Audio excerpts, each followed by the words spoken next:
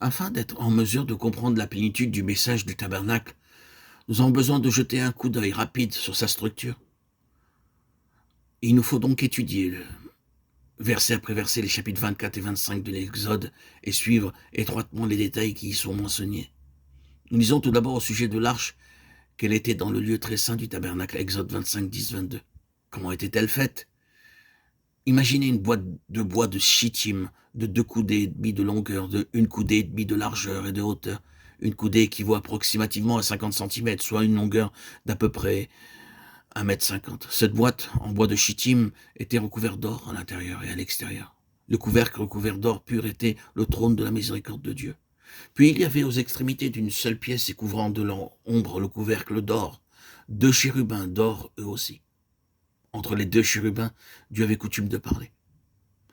L'arche était placée dans le sanctuaire intérieur appelé le lieu très saint. Devant était une pièce plus grande appelée le lieu saint, renfermant le chandelier, l'autel, des parfums, la table des pains de proposition. Exode 25, 23, 39, 31, 6. Le voile séparait le lieu saint du lieu très saint. Exode 26, versets 31, 33.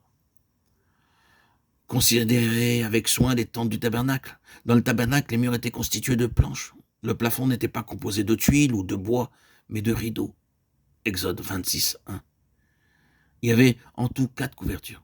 Il est précisé que la première était faite de 10 tapis de fin lin retors. Chaque tapis avait 28 coudées de long et 4 coudées de large. Exode 26, 1, 16. Ces 10 tapis étaient joints en 2 groupes de 5 reliés par 50 lacets bleus et 50 agrafes d'or. Ils formaient ainsi une couverture unique pour tout le toit, couverture qui pendait de chaque côté. Ensemble, ils formaient un tout sur le sanctuaire. Exode 26, 6. Le lin était tissé avec les fils bleus, pourpre, écarlate, et les chérubins étaient brodés dessus. Les mêmes matériaux étaient aussi utilisés pour le voile et pour les tentures à la porte du tabernacle et à la porte du parvis. Nous ne pouvons pas nous attarder sur tous les détails, bien que nous ayons beaucoup à apprendre sur les dimensions, les 50 lacets, les agrafes d'or et les chérubins merveilleusement brodés. Chaque petit détail a quelque chose à nous enseigner au sujet du Seigneur Jésus-Christ. Le second ensemble de tapis qui pendait aussi de part et d'autre, formant la deuxième couverture du tabernacle, était tissé de poils de chèvre. Chaque tapis avait 30 coudées de longueur et 4 de largeur. Exode 26, 7, 13. Dans ce cas, il n'y avait pas 10 tapis, mais 11, et ils étaient joints en 2 ensemble, l'un de 5 et l'autre de 6. Le tout formait la tente du tabernacle. Ici, les agrafes étaient d'airain et non pas d'or, et ceci aussi a une signification. Au-dessus, il y avait une troisième couverture de peau de bélier teinte en rouge, et par-dessus celle-ci, une dernière couverture de peau de dauphin. Exode 26, 14.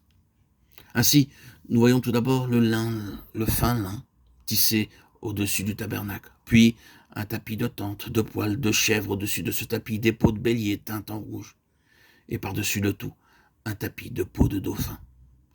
Ainsi, nous voyons tout d'abord le fin lin tissé au-dessus du tabernacle, puis un tapis de tente, de poils de chèvre au-dessus de ce tapis, des peaux de bélier teintes en rouge, et par-dessus le tout, un tapis de peau de dauphin. Généralement, les hommes utilisent des briques ou des pierres pour construire un mur. Mais ici, il nous est dit que les murs du tabernacle étaient faits de planches de bois de shittim recouverts d'or. Exode 26, versets 15 à 30. Chaque planche avait 10 coudées de hauteur et 1 coudée et demie de largeur. Il y avait 20 planches au nord, 20 au sud et 8 à l'ouest. En d'autres termes, la longueur totale du tabernacle était de 30 coudées, la hauteur de 10 coudées, la largeur de 12 coudées. C'étaient les dimensions du sanctuaire. À la base de chaque planche étaient placés 2 tenons qui logeaient dans 2 bases d'argent. Il y a de nombreuses significations à toutes ces choses. Comme nous l'avons vu, la partie la plus intérieure était appelée le lieu très saint. Les sacrificateurs pouvaient entrer chaque jour dans le lieu saint pour entretenir les lampes, le parfum qui brûlait jour et nuit, et changer chaque semaine les pains de proposition. Mais seul Aaron, le souverain sacrificateur, pouvait pénétrer au-delà du voile et entrer dans le lieu très saint, et cela une fois par an seulement. Les autres ne pouvaient pas y entrer.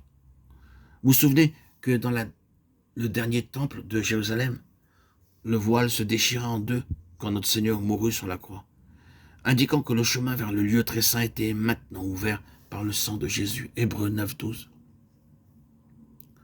Entre le tabernacle et l'entrée principale du parvis était un autel de 5 coudées de longueur, 5 de largeur et 3 de hauteur, de bois de shittim, recouvert d'airain. Exode 27, 1, 8. et près de lui se trouvait une cuve d'airain. Exode 30, 17, 21. Ne pensez pas que le peuple avait utilisé l'airain pour économiser de l'or. Ils avaient apporté tellement d'or que Moïse dit « n'en apportez plus ». Non, ce n'était pas pour économiser de l'or. Mais une fois encore, c'était pour une raison particulière qu'ils utilisaient l'airain pour la construction de l'autel. La palissade du parvis était de tentures de fin lin suspendues à des piliers posés sur des socles d'airain. Exode 27, 9, 18. Les palissades du nord et du sud étaient de 100 coudées de longueur, de 5 coudées de hauteur. Celles de l'ouest et de l'est étaient de 50 coudées seulement. Mais du côté de l'Orient, il y avait une porte au centre de 20 coudées de largeur, tendue de fin lin tissé.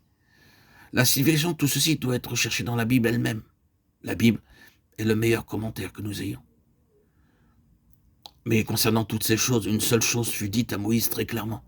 Regarde et fais d'après le modèle qui t'est montré sur la montagne. Exode 25, 40.